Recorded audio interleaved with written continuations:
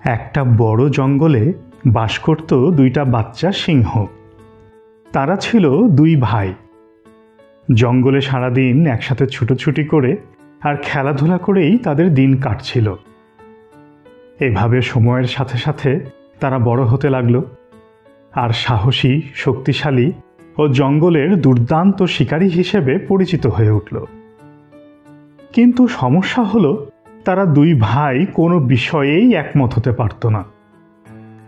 খাবার ভাগাভাগি, শিকারের জায়গা, এমনকি শিকারে বের হওয়ার সময় সব কিছু নিয়েই তাদের ঝগড়া লেগেই থাকত।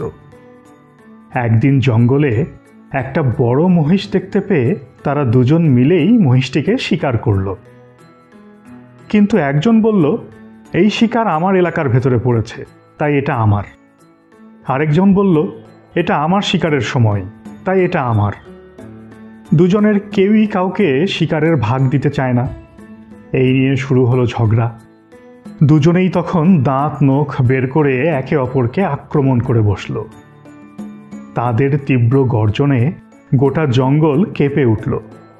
অন্যান্য প্রাণীরা সব ভয়ে দূরে পালিয়ে গেল। এই জঙ্গলে একটা চালাক শিয়ালও বাস করত। এই পথ দিয়ে যাওয়ার সময় সে দূর থেকে সিংহদের যুদ্ধ দেখতে পেল আর মনে মনে খুশি হলো। সে নিজে তো আর মহিষ শিকার করতে পারবে না, কিন্তু আজ তার মহিষের মাংস খাওয়ার সুযোগ এসে গেছে। দুই ভাই সিংহ লড়াইয়ে ব্যস্ত আর শিকার এভাবে পড়ে আছে।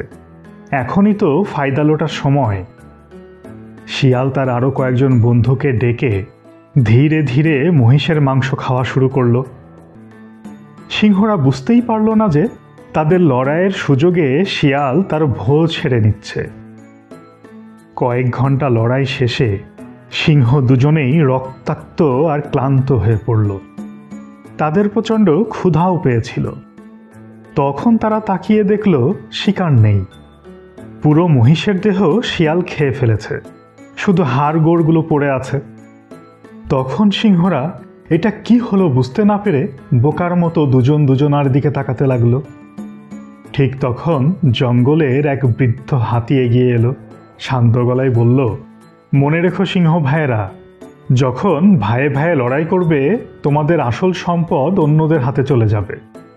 তোমরা যদি এক থাকতে আজ শিয়ালের পেট ভরত না।